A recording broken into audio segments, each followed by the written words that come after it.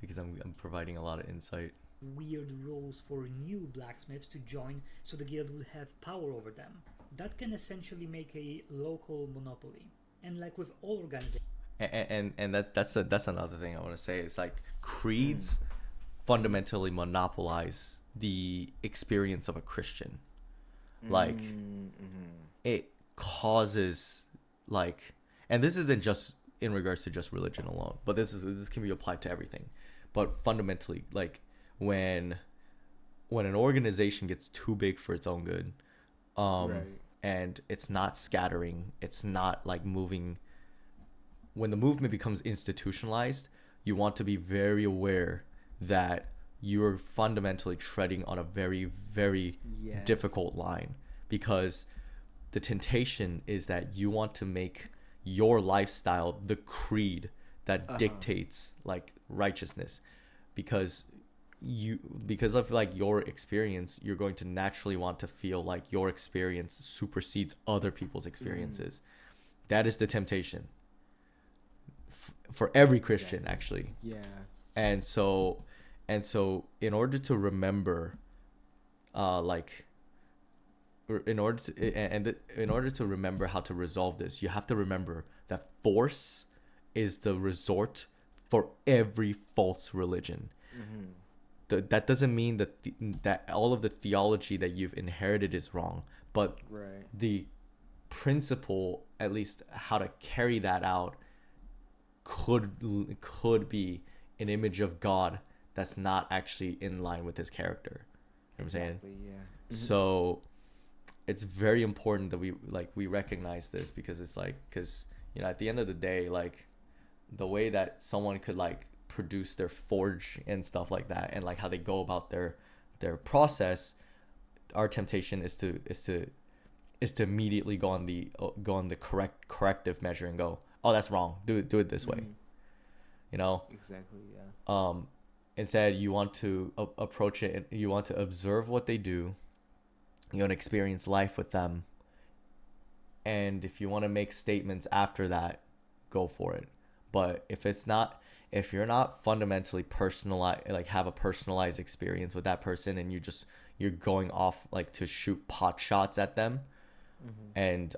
and make the most objectionable features of your faith become you know become the doctrine, it's very tricky. You don't want to get into that position, because fundamentally um you are doing, like, you are basically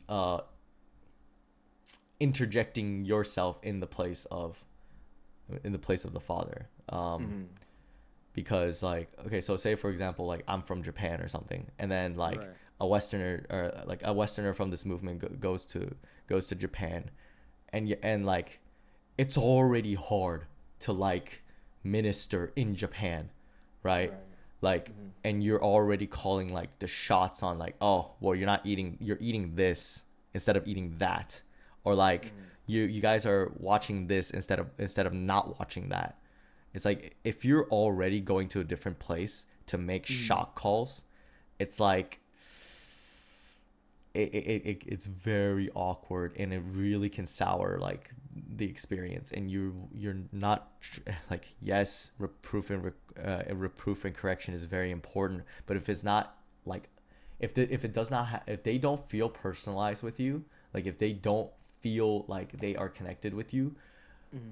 that reproof and correction can straight up turn into condemnation and judgment real freaking fast. Exactly. Yeah. So it's very dangerous, because, and the danger comes from the fact that you are like fundamentally working with a human, like, being, like a soul, and it can really mess with their experience, and it can delay the process that God has been so hard like at work for.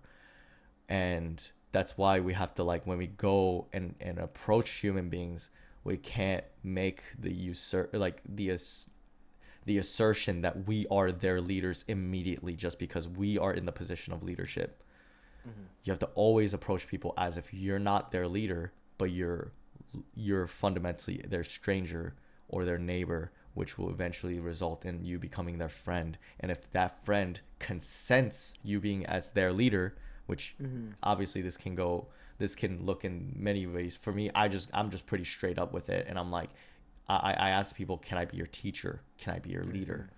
And you know, and it's up to people to agree or disagree with, or like or to accept or not accept that that idea.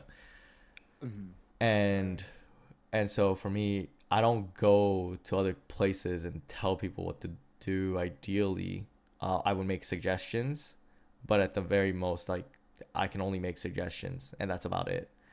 And also, like, if people are coming to say, like, if I, like, I don't know, like maybe 10 years down the line, and say, like, I already have my own ministry and I host gatherings as well. Someone comes to my gathering, I'm not gonna just assume that I am their leader. Right. Because the assumption, when you make that assumption, you've already skipped over a lot of the portion of the experience of what it means to be a leader. Oh yeah, fair. Because what it means to be a leader is you are fundamentally getting to know them as a human being first, and you have to accept the fact that you will not be their leader. That's the risk. That's the divine risk. At least applied in the context of ministry. Like, yeah, you want to be a leader, but like, they have to accept you as their leader. That's the free will. So it's like, they can choose not to accept you as leader, and you can't really be sour about that, because they may not vibe with very specific things that you have to impart onto them. And fundamentally, this just kind of goes to show, like, that there are probably other ministers that can do the job better than you. And this is where the identity message comes in. You're not valued based upon your metrics or your performance, but your relational like experience and your relationship with your Father in heaven, and the fact that he values you as his son or daughter. And so if someone doesn't feel personal with you, you can't force them to like be like your apprentice, or your like your flock that you want to harbor to, you want to bless.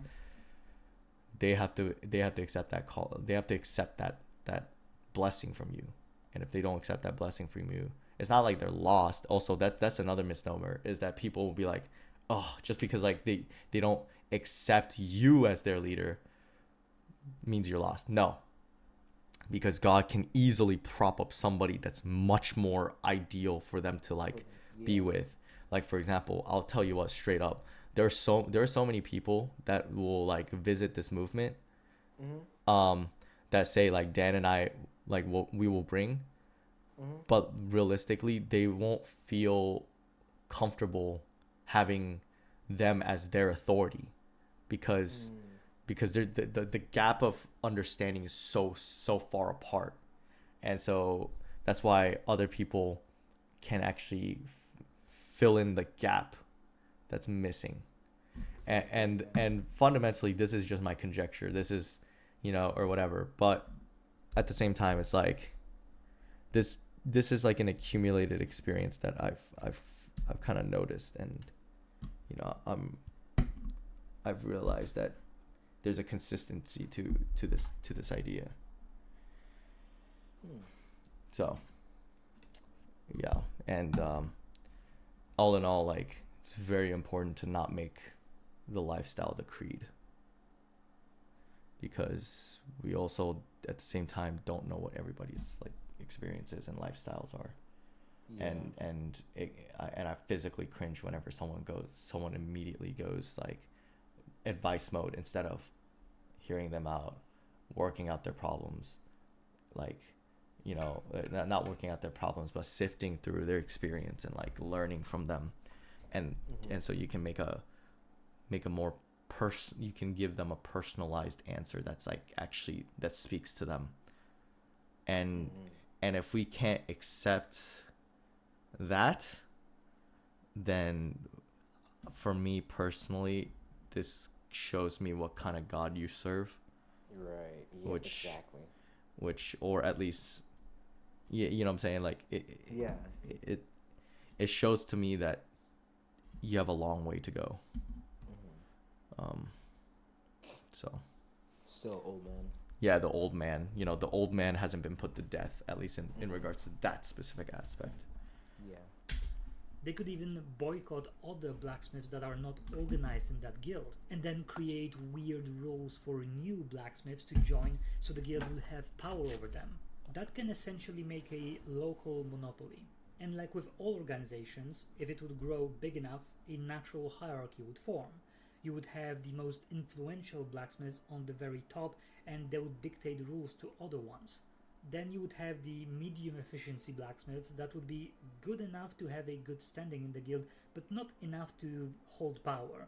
And then you would have the very bottom of, startup blacksmiths that would just have very little to say, and they would need to pay very big fees for the guild. Those on the top naturally would give the best deals and best customers to their friends, and a natural political landscape would form in it.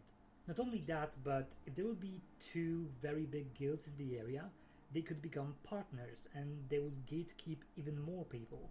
Let's say that. Oh yeah.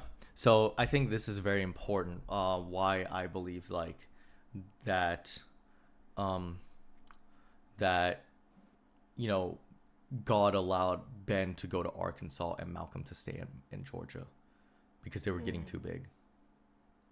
It was gonna get really big, and so it's like, and so what's cool is that now they can like actually spread apart, Yeah. and their ideals, or like their sort of principles, like what they're convicted with, don't clash against each other.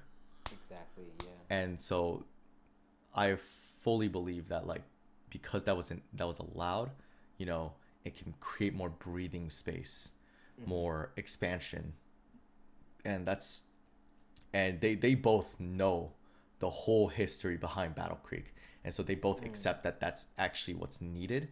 It's just, I think that the deeper conceptual like reality is that if they were to be together still, there would be like sort of there would be like, what's the right word for it? It's there'd be too much Tension? like, no, not tension. There'd be too much concentration of influence in one singular point, and that's not good. You want to spread out those influences out there, and I think like, especially, and when it comes to like, say like Ben and Malcolm, like their whole angle is that they're, they have a vision, like they're both visionaries in certain ways, but visionaries don't always align with each other's like stylistic choice of how they go about ministry. And Right. so as a result, like, because visionaries don't always like align with their stylistic choice of ministry, that's when like they kind of like, God has to allow them to like to go and plant like ministries elsewhere. You know what I'm saying? Right. Yeah. And that's why I think like God allowed Hope of Glory, to come to fruition. And I also think that's kind of why like Georgia is not a contested environment at the moment, because the area that Malcolm is at is further up north, bordering like North Carolina and like Tennessee and Georgia, that general like area up north. And I think that's good for him, because he has a lot more space to work with in regards to the sphere of influence he has, and that God can work through him, like to allow him to like minister, because Georgia, like, now like for me, where I'm at and where Dan is at, and where Michael is currently, he's still like regaining strength, but like I carry out Michael's like principles, like as like as I inherited it, but fundamentally the I'm at an area in Georgia where it's actually like I'm like kind of like not directly in the middle of Georgia, but I'm in like the more populated like middle of Georgia. You know what I'm saying? or closer to like inner part of Metro Atlanta. Um, and what's cool about Metro Atlanta is that I have a wide sphere to work with. And what Dan helps me is to access those spheres of influence that I can't have in regards to like my accessibility. And so what Dan does for me is that he actually funnels those sphere influences and like directs me to the people he's connected with, and as a result, which will allow me to do my work that I need to do over here. Because what I plan to do is like especially with Georgia, like I have big plans for this place, ministry wise, and yeah, like I'm getting connections everywhere. You know what I'm saying? So like, Yeah. but the thing is that like I need this huge space to occupy, because I know that like knowing what God has set up for me, it's very clear that like this space that I'm currently occupying in Metro Atlanta is an area that like heavily needs to be focused on, and I have the right setup for it. I have the right tools for it. You know what I'm saying? Like just like how Ben has the right tools to say minister in Arkansas, and like Malcolm has the right tools to like basically minister like you know on the border regions of both all three of those states. Exactly. Yeah. So it's quite interesting how God really is like setting things up. Blacksmith guild and a shipwright guild would unite and form an artisan guild. Now that would create more opportunities for them, but at the same time monopolize and gatekeep people in those fields. And if a guild is big enough, they can also influence politics. Let's take this merged guild now. They would have a monopoly on making ships and producing metal items. What if the city they operate in is a trade port that heavily relies on those two fields? Now those guilds would have a lot to say in local politics. They could bribe their way to the governor and maybe get some exclusive deals, or maybe even get a seat in the governmental council. And the only thing really keeping them from taking control of the city would be lack of military and force. Something that you may not know about guilds is that they actually existed in history, and they very often acted exactly as I described before. They were basically the proto-corporations of medieval times, but they were usually localized in a city or, if big enough, in a region. Now for implementation. Instead of just going on and on and give you just countless examples, instead I'll focus on three major factors to remember when designing and implementing a guild. First, guilds are a sign of prosperity. They are most likely to be formed in places that are either rich, becoming rich, or used to be rich. If there is a lot of trade and a lot of people, then guilds would make sense to form in those places, to unite these scattered artisans or merchants or whatever the guild represent. Of course, there are guilds that require far more advanced and far richer environments, far more than any other guilds. For example, guilds of artists, of jewel crafters, of marble sculptors. And that is because those things create luxury items, and luxury items are bought by rich people. And in smaller places that are not that rich, there will be not that many rich people, less customers, and that means less people who do those jobs. Of course, you can go around it and, for example, make a small town but near a diamond mine.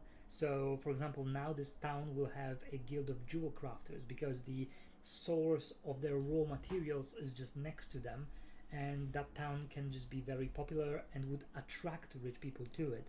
So those people would not sell locally. Number two. Okay, so yeah, that which like obviously because we're not really talking about specifically a business itself, like of like what to offer, like okay, so the prosperity part. See, the thing is this is how this is which interesting enough, this is fundamentally like a unique aspect that God has like actually set up for institutions to function, specifically to bless spiritual leaders. This is what this is the tithing mechanism, if you really think about it. Like Yeah. like tithing is actually like a cool like gameplay mechanic that people can opt in, and when people choose to opt into tithing, right, it can actually dramatically bless like the overall quality of life that they could be experiencing, you know what I'm saying? But not only the quality of life, but the spiritual life, because like in a way it's like, remember how we talked about how money is basically like a tangible unit, a tangible metric of Jesus's life force. Right. Yeah. It's in a way like a way for like for the time being, right, in Earth's history, because money is still a thing, or at least the beast system hasn't in place their like their system yet to when it comes to like financial circumstances. Like the reality is that money is still relevant, and so the question is how do we utilize money during the opportunity that we have now, and starting with like understanding like the philosophical nature behind money in a biblical framework is a good start to have, because then if you acknowledge that money is like a tangible metric of Jesus's life force on like on a conceptualized like piece of note, then what this means is that those who earn money, who subscribe to the principles of the kingdom, will eventually understand that, oh wait, this is actually fundamentally Jesus's life force that I'm just exerting. This money thing doesn't actually really belong to me. However, God has given me dominion over it, and as a result, I have a responsibility and a duty to spend it very dutifully, right? But obviously, what's cool about the Romans 5:20 is it covers it works through our deficit when it comes to money. Like we make a lot of bad choices, or not even bad choices, just like decisions that could be optimized or whatever, right? When it comes to money. But what's cool about the Romans 5:20 is that we are allowed to experience these things if we need it, right? And the punchline is, we as humans always need these experiences.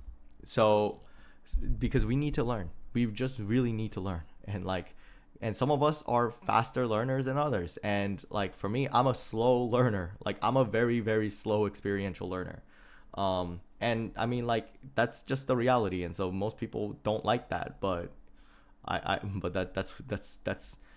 the deficit, that's the deficit I have to carry. And so for me, like the Romans 5:20 injunction with with that experience, injunction with knowing how the mechanism of Christ's life force, that he inherits from his dad, that comes to us and being translated into that labor being translated into work, which gets into money.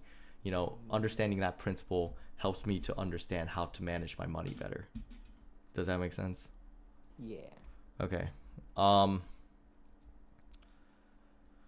Which can lead to prosperity in a community.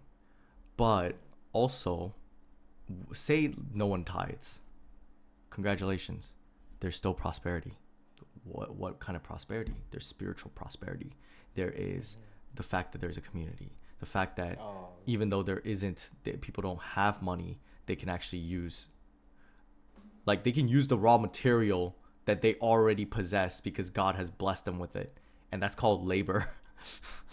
That's called the energy to work. Yeah. Or the energy to communicate, the energy to fellowship. That's still like when you still circulate that's still prosperity. Because social interaction, an abundance of social interaction, is heavily needed in the human experience. Right now in society, we're very deprived of a lot of things. We're deprived of like real life social interactions, like touch, things like hugging. Like we don't hug our families that much. People are becoming more and more distant. In fact, people don't even like giving handshakes to each other. So it's like there's that deprivation, and then you also have deprivation when it comes to food, right? People are not really like apt to think about sharing their food with others, right? They're in a very possessive mindset to not exert kindness to bless others. So it's very important, or even to receive blessing, right? Receiving blessing is an aspect of God's kingdom. If you choose to reject other people wanting to bless you in because you feel bad, congratulations. That reveals an intrinsic quality of your sort of like your deficit, actually. Because the deficit can come from the fact that you want to be so humble, or you want to not feel guilty from receiving that you're willing to reject. And congratulations. We can actually use that in relation to God giving us his grace. We feel so wretched, we feel so miserable that we don't believe that he's being gracious with us, or we acknowledge it but we fully can't. He that is forgiven much forgives much, right?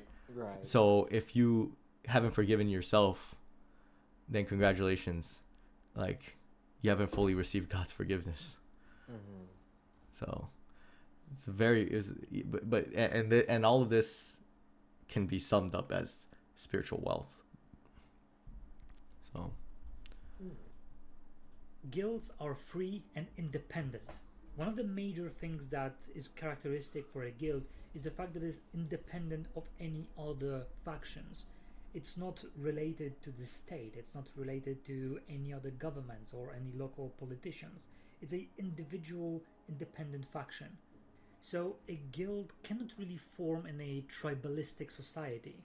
Not only because this society would be poor, but because tribalistic culture would usually not allow for independent faction gathering.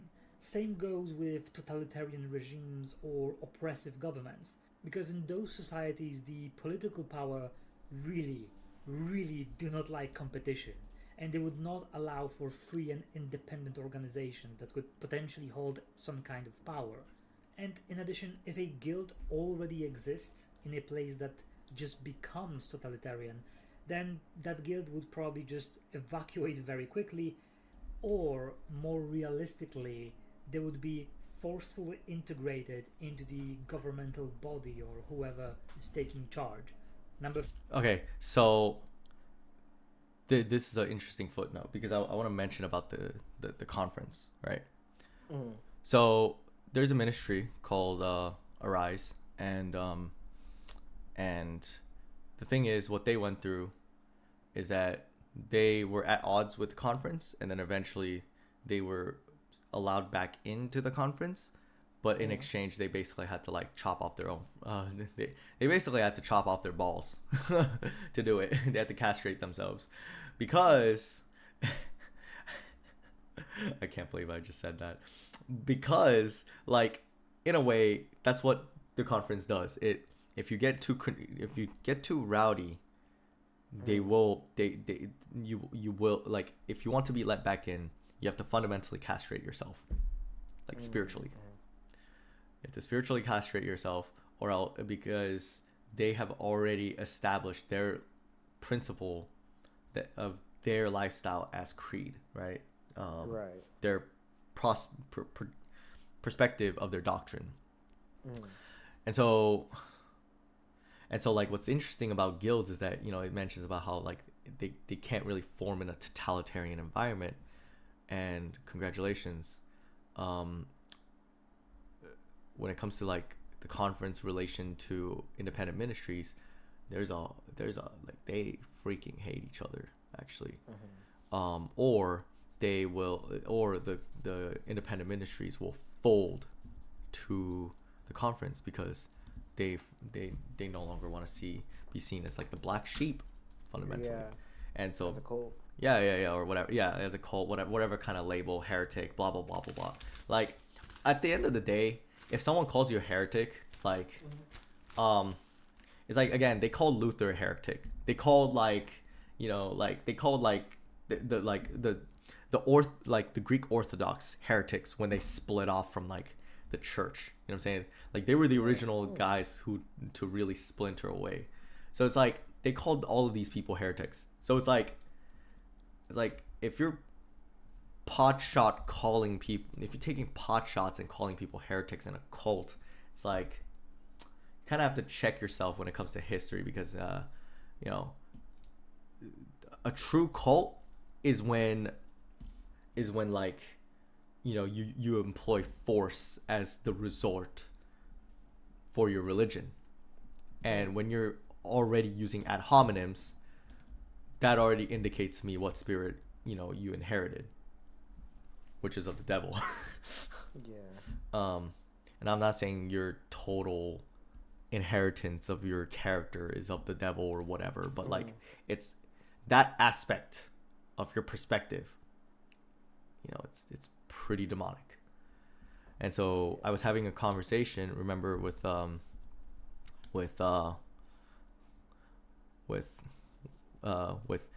he who shall not be named, right? Oh yes.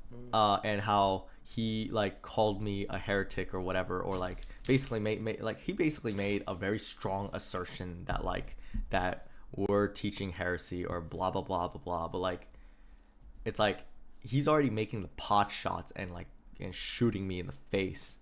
It's like you know, that's pretty forceful actually, and it's indicative to me personally the manner of spirit, at least in regards to that principle that he holds on to, that he is of. Not saying that this guy's like perspective is all like demonic or whatever, but it's just kind of that attitude that he was carrying is pretty demonic. Yeah. And so yeah, like fundamentally, when I think about the conference, like it is the governing system, and independent ministries would have a hard time like thriving in a conference environment if they have very clear, distinctive how do you say, like, convictions, right?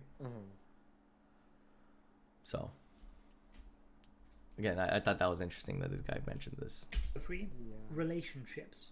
Guilds cannot exist in a vacuum. They need relationship with other entities, especially with customers and clients. And the bigger the guild is, the more lucrative deals it can get, the more higher profile customers it can attract. If you watched my video about Thieves Guild and Criminal Undergrounds, you should know that the relationship between guilds and those can either make or break a guild, because guilds, just like politics, often use those kind of services and can create and help those criminal undergrounds, and they can also be destroyed by them. The same goes with local governments. Their relations with the guild would influence how much power they have in the town. To help you creating guilds, I also prepared a list of questions that you can use whenever you are in the middle of designing them. Is this guild necessary in the place that you are trying to put it in? Like, for example, if you have a port town and you want a mercenary guild, but, you know, it's very peaceful, then it's probably not that good of an idea. However, what if there is a rampant piracy and all those merchants who come to this port town and go out, they are always at risk? Then that mercenary guild could make sense to exist, so they can provide services of security. They could have vessels to protect from pirates. How big is the guild? If you already created it, think about how much power that guild can hold, how powerful it is. If that guild is very big and influential in the place you are creating, you also need to remember to create a relationship between the local government and other organizations that exist, maybe some kind of religious order or some big criminal underground. What is the hierarchy of the guild? Does your guild have ranks, or maybe everyone is equal? If your guild have ranks, then maybe think about what does it take to go up the rank. Is there some kind of rulers of the guild? If so, what are the Okay, so to answer this, what are the rules to govern the guild? If the guild is okay, so this is like an important aspect, like this whole hierarchy thing. fundamentally, this is where the model of the divine pattern becomes really, really useful. Right. Because if you understand the relational component to the, I guess you could say, like, to how the father relates with his son, right? And how that model kind of like trickles out all throughout like biblical like insights and accounts thereof, you begin to realize, oh, you can actually hierarchy does not mean depersonalization. Hierarchy means the protection of personalization. And with that being said, it places the security in a hierarchy, in having an authority figure, having a spiritual teacher, you know what I'm saying, which establishes the hierarchy, or rather establishes a system of governance that's a relational hierarchy, let's put it that way. Not by ranks, but by simply the fact that people are, they relate to each other in some capacity, and understanding that the blessings flow from the spiritual leaders, because that's where God funnels that. You catch my Tokyo drift? Yeah. Okay, we're almost done. Is governed by some kind of higher ups, then how those higher and obviously, like, every time I put my footnote in, it's like it contrasts with how the world runs things. So this is really good that we're like doing the step by step, like side by side analysis of how I would run guilds versus how guilds were ran historically. ups actually ended up being that? Is there a council, or maybe there's like one person who is the leader of the guild? How do the guild protect their interests? Remember that guild exists to further their own goals and the goals of people who belong to the guild. And for that, they need to, well, enforce it somehow. So do they hire security? Do they just sponsor all the politicians? Do they have their own force, or do they hire people to do their bidding? If you can answer all of those questions, then that means your guild is really well designed. With the nature of how this message kind of works, a lot of people are just gonna show up, and so the protections, we don't have to worry about any protections, because God, if we understand the hedge of protection mechanism, we don't really need to worry too much about that, because God is going to use other agencies to protect us. So it's like, it's not something we really need to be concerned with. So there are also a lot of traps and pitfalls that you can fall into when creating guilds, because there's so many guilds in fantasy that you can very easily go into the trope that doesn't make sense. One of the first one that always come to my mind is Adventurers Guild. What even is an Adventurers Guild? Because I actually see this quite often, and whenever I look at the actual job, like what people do in this guild, they just take small jobs like clearing a cave or something and getting paid for it. But there are other people that can do that. There are mercenary guilds, there are bounty hunters, there are people who actually do their job that is related to that specific thing. So when you create a guild, always remember that if you want to create something unique, can someone else do this job? So an adventurers guild that takes deals to eliminate a bunch of goblins would not really make much sense, mostly because this can do a local militia, and if local militia is not doing that, then probably a mercenary group can do that much better, because they are dedicated to that craft. Also, Adventurers Guild has massive implication in a world, because adventuring is not really a job. So if you have adventures in fantasy, that means that this place, this fantasy world, is really well off. It's very rich, it's very peaceful, because those people don't need to do hard jobs just to survive. They just go around and just have adventures. Another big mistake that you can make is what I call the faction mind syndrome. This is actually applicable not only to guilds, but like all factions, but I just forgot about it in my faction video. It's basically when you have faction representatives. So let's say you have a merchant guild, and all people in the merchant guild act the same. They are greedy, they try to scam you, and they all act like some kind of gestalt hive mind. Remember that guilds are just organization, and like all organization, they are made up of people, and you can have different kinds of people in that organization. And the last one, this one might sound pretty obvious, but hear me out. Do not make quote-unquote evil guilds, because this is something that I see as well, where people try to make factions evil just by themselves. But if those factions and guilds, for example, are big and they are public, right? A guild is a public thing, then that thing being evil would not really help them with marketing or anything like that. And they usually exist for some reason. If it is quote-unquote evil, it's usually because it is corrupt from the inside. And even if your guild is corrupt from the inside, you can try to show people who are good inside and try to fix it. Humanizing a faction is a great way to make it feel real and deep. If you missed my video on factions, you can check it out, because I actually made this video as a continuation of the faction video, and my next world building guide will also be in the theme of factions. And that is all for now. Please appease the gods of algorithm by commenting and subscribing and liking. Lamau. Basically the techno gods, Lamau. Anyways, so yeah, I think this video does a wonderful job at covering like at least the general principle, or like the philosophical nature behind guilds.